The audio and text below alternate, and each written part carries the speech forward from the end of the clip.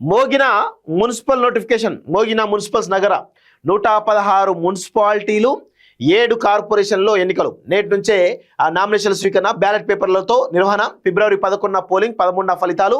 Schedule విడుదల చేసిన SEC. అమల్లోకి కోడ్ 16 మేయర్లు, చైర్పర్సన్ల ఎన్నిక అదే రోజు ప్రమాణం.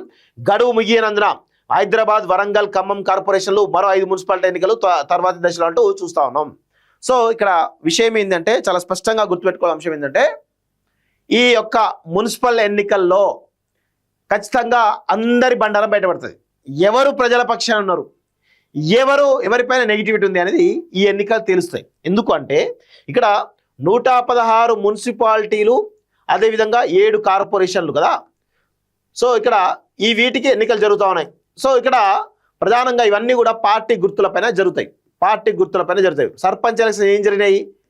కేవలం పార్టీ గుర్తులు కాకుండా ఇండివిజువల్ జరిగినాయి.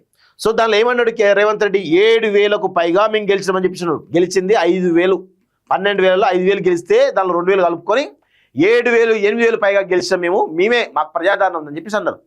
సో అది ఎందుకంటే గుర్తు లేవు కాబట్టి ఎవడు ఎట్లా గెలిచిండో అర్థం కాని పరిస్థితి కాబట్టి దానికి ఒక లెక్కపత్రం ఉంటుంది కాబట్టి జనాలు నమ్మిరు అనుకుందాం. ఇప్పుడు 116 మున్సిపాలిటీలు 7 కార్పొరేషన్లలో ఖచ్చితంగా పార్టీ గుర్తులపైన ఉంటాయి కాబట్టి ఓటు షేర్ అర్థమైపోతుంది. ఓటు షేర్ ఎట్లా ఉన్నది?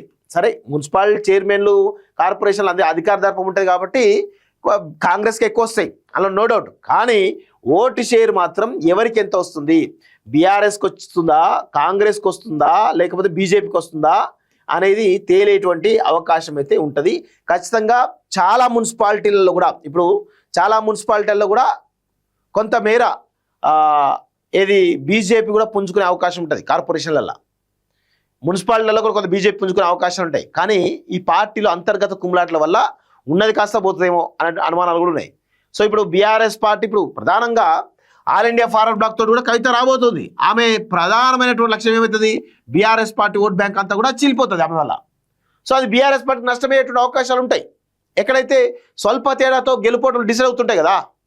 సో ఇక్కడ ప్రధానంగా విషయం ఏంది? మున్సిపల్ ఎన్నికల్లో ఎంత ఉంటుంది? మా అంటే 100 ఓట్ల మెజారిటీ, 200 ఓట్ల మెజారిటీ, గింతే ఉంటుంది మెజారిటీ.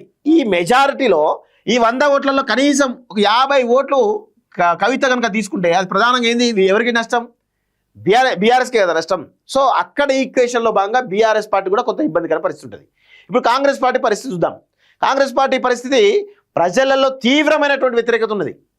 తీవ్రమైనటువంటి ప్రజా వ్యతిరేకత మూట కట్టుకున్నారు. మరి ఈ పరిస్థితుల్లో బీఆర్ఎస్ ఓటేస్తారా, కాంగ్రెస్కే ఓటేస్తారా, బీజేపీకి ఏమైనా అవకాశం ఇస్తారా, లేకపోతే కవితకి ఏమైనా అవకాశం ఇస్తారా, లేకపోతే మల్లన్న రాజ్యాధికార పార్టీ ద్వారా పోటీస్తున్నారు, ఆయనకి ఏమైనా అవకాశం ఇస్తారా?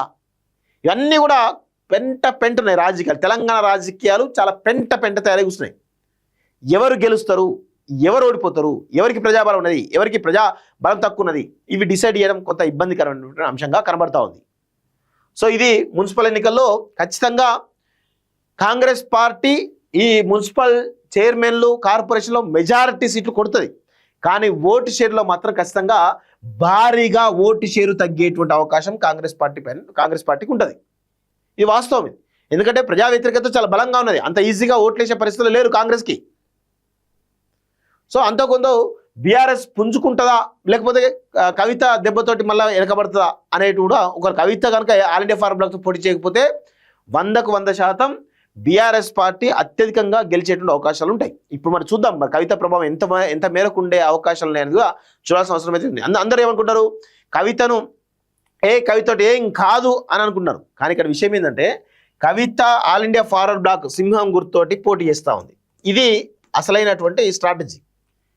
ఖచ్చితంగా గెలుపోవటంలలో పక్కన పెడితే, గెలుస్తారా ఓడిపోతారా పక్కన పెడితే, గెలుపోవటంలో కూడా ప్రభావితం చేయగలుగుతారు వీళ్ళు. అంటే బీఆర్ఎస్ పార్టీ గెలవాలన్నా ఓడాలన్నా డిసైడ్ అవుతుంది. ఇది జరుగుతుంది. ఇదే మెయిన్ జరిగేటువంటి అవకాశం ఉంటుంది. సో అందుకే మున్సిపల్ ఎన్నికల్లో అంత ఈజీగా బీఆర్ఎస్ పార్టీకి అయితే కేక్ వాక్ లాగా లేదు. జనరల్గా కవిత లాంటి వాళ్ళు లేకపోతే కొంత కేక్ వాక్ ఉండే అవకాశం ఉంది. కానీ కవిత లాంటి వాళ్ళు ఉండడంతో కొంత ఇబ్బందికర పరిస్థితిలో ఉన్నట్టుగా అర్థమవుతోంది.